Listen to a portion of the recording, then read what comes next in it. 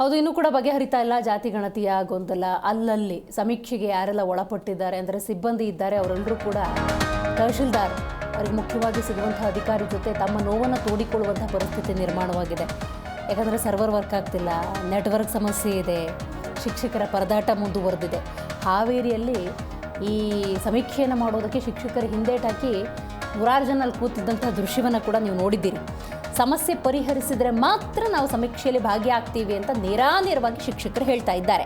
ಹಾನಗಲ್ ತಾಲೂಕಿನ ಕಚೇರಿಯ ಮುಂದೆ ಶಿಕ್ಷಕರು ತೀವ್ರ ಆಕ್ರೋಶ ವ್ಯಕ್ತಪಡಿಸಿದ್ದಾರೆ.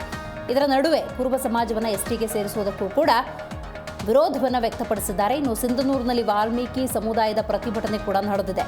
ಎಸ್ಟಿಗೆ ಬಲಿಷ್ಠ ಸಮುದಾಯ ಸೇರಿಸುವ ಪ್ರಯತ್ನ ಇದು ಅಂತ ಕಿಡಿಕಾರಿದ್ದಾರೆ. ರೈಟ್, ಅವರವರ ಅಭಿಪ್ರಾಯಗಳನ್ನು ಪ್ರತಿಭಟನೆಯ ಮೂಲಕ ಮಂಡಿಸುವಂಥ ಪ್ರಯತ್ನ ಕೂಡ ವ್ಯಕ್ತವಾಗಿದೆ.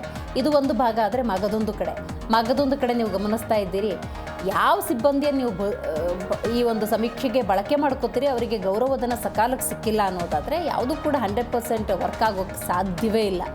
ಈಗ ಸರ್ಕಾರ ಒಂದು ಗಣತಿಯನ್ನು ಮಾಡೋದಕ್ಕೆ ಹೊರಟಿದೆ, ಅದು ಸೂಕ್ತ ರೀತಿಯಲ್ಲಿ ಆಗಬೇಕು ಅನ್ನೋದಾದರೆ ಮೊದಲು ನೀವು ಆ ಸಿಬ್ಬಂದಿಯನ್ನು ವಿಶ್ವಾಸಕ್ಕೆ ತೊಗೊಳ್ಬೇಕಾಗತ್ತೆ. ನೀವು ಮೀಟಿಂಗ್ ಮಾಡಿಬಿಟ್ಟು ಮಾಡಿ ಅಂತ ತಾಕೀತು ಮಾಡಿಬಿಟ್ರೆ ನೋ, ಇಟ್ ಈಸ್ ಇಂಪಾಸಿಬಲ್. ಈಗ ಸಿದ್ದರಾಮಯ್ಯನವ್ರು ಯಾವುದಾದ್ರೂ ಒಂದು ಕಾರ್ಯಕ್ರಮಕ್ಕೆ ಹೋದಾಗ ಯಾರೋ ಎದ್ದೋಗ್ತಿದ್ರೆ ಎಲ್ಲೋಗ್ತಿದ್ರೆ ಕೂತ್ಕೊಳ್ಳಿ ಅಂದಂಗೆ ಅಲ್ಲ. ಇದು ಅರ್ಥ ಮಾಡ್ಕೋಬೇಕು. ಈ ಸಿಬ್ಬಂದಿ ಅಂದಾಗ ಅವ್ರನ್ನ ವಿಶ್ವಾಸಕ್ಕೆ ತಗೊಂಡು ನೀವು ಗಣತಿ ಮಾಡಿ, ಖಂಡಿತವಾಗ್ಲೂ ನಿಮಗೆ ಗೌರವಧನ ಲಭ್ಯವಾಗುತ್ತೆ. ಈ ಸಮೀಕ್ಷೆಯಿಂದ ಖಂಡಿತವಾಗ್ಲೂ ಅತ್ಯುತ್ತಮವಾದಂಥ ಕೆಲಸಗಳಾಗ್ತವೆ. ಈ ಥರದ ಕೆಲವೊಂದು ಮಾಹಿತಿಯನ್ನು ಹಂಚಿಕೊಂಡಾಗ ಮಾತ್ರ ಖಂಡಿತವಾಗ್ಲೂ ಉತ್ತಮವಾದಂಥ ಬೆಳವಣಿಗೆಗಳಾಗುವುದಕ್ಕೆ ಸಾಧ್ಯ.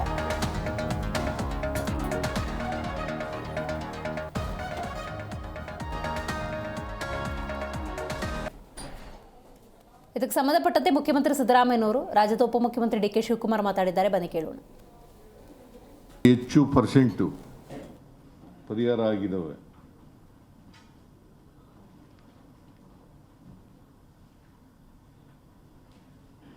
ಇನ್ನು ಉಳಿದಿರ್ತಕ್ಕಂಥ ಸಮಸ್ಯೆಗಳು ಕೂಡ ಪರಿಹಾರ ಆಗ್ತವೆ. ನಾನು ಕಮಿಷನ್ನವ್ರಿಗೂ ಕೂಡ ಹೇಳಿದ್ದೀನಿ, ಕಮಿಷನ್ ಸೆಕ್ರೆಟರಿಗೂ ಕೂಡ ಹೇಳಿದ್ದೀನಿ, ಬ್ಯಾಕ್ವರ್ಡ್ ಕ್ಲಾಸ್ ಕಮಿಷನ್ ಸೆಕ್ರೆಟರಿಗೂ ಕೂಡ ಹೇಳಿದ್ದೀನಿ.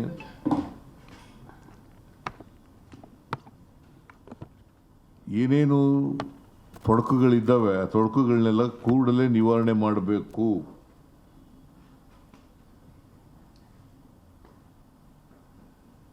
ನಿವಾರಣೆ ಆಗ್ತವೆ ಅಂತಕ್ಕಂಥ ಇವತ್ತು ಒಳಗಡೆ ಎಲ್ಲ ನಿವಾರಣೆ, ಎಲ್ಲ 100% ಸಮಸ್ಯೆಗಳೆಲ್ಲ ಬಗೆಹರಿತವೆ. ನಾವು ಮಾಡ್ತೀವಿ ಅಂತೇಳಿ ಎಲ್ಲ ಜಿಲ್ಲಾಧಿಕಾರಿಗಳು ಕೂಡ ಒಪ್ಕೊಂಡಿದ್ದಾರೆ.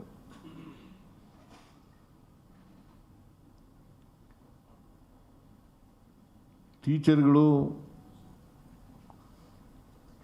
ಕೆಲವು ತಪ್ಪು ಕಲ್ಪನೆಗಳಿಂದ ರೆಸಿಸ್ಟೆನ್ಸ್ ಮಾಡ್ತಾ ಇದ್ರು.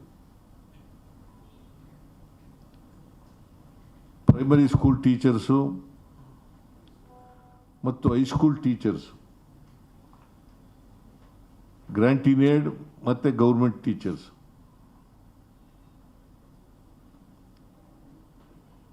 ಅವರೆಲ್ಲರೂ ಕೂಡ ಒಪ್ಪಿಕೊಂಡು ಇವತ್ತಿನಿಂದ ಸರ್ವೆ ಕೆಲಸ ಪ್ರಾರಂಭ ಮಾಡಿದ್ದಾರೆ ಪೂರ್ಣವಾಗಿ. ನಮ್ಗೆ ಅರಿವಿದೆ ದಸರಾ ಇದೆ ಅಂತೇಳಿ, ಆದರೂ ಕೂಡ ಎಲ್ಲ ಸರ್ಕಾರದ ಕೆಲಸ ಸಹಕಾರ ಕೊಡಬೇಕು ಅಂತ ಸಾಮಾಜಿಕವಾಗಿ ಶೈಕ್ಷಣಿಕವಾಗಿ ನಾವು ಅವ್ರಿಗೆ ಸಹಾಯ ಮಾಡಬೇಕು ಅಂತೇಳಿ ಸರ್ಕಾರ ಏನೋ ಒಂದು ತೀರ್ಮಾನ ಮಾಡಿದೆ, ಅದಕ್ಕೆಲ್ಲ ಸಹಕಾರ ಕೊಡಬೇಕು.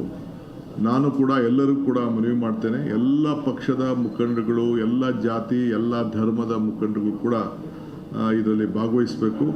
ಮತ್ತು ಯಾರು ಹೊರಗಡೆ ಉದ್ಯೋಗಕ್ಕೋಸ್ಕರ ಹೊರಗಡೆ ಹೋಗಿದ್ದೀರಿ, ನೀವು ಕೂಡ ಆನ್ಲೈನಲ್ಲಿ ಏನು ನಮ್ಮ ನಂಬರ್ನ ನಾವು ನಿಮ್ಮುದ್ದೆ ಮಾಡಿದ್ದೇವೆ, ಆ ನಂಬರ್ ತೆಗೆದುಕೊಂಡು ತಾವು ಕೂಡ ಭಾಗವಹಿಸಿ ತಮ್ಮ ಮಾಹಿತಿಯನ್ನು ಒದಗಿಸ್ಕೊಡ್ಬೇಕು.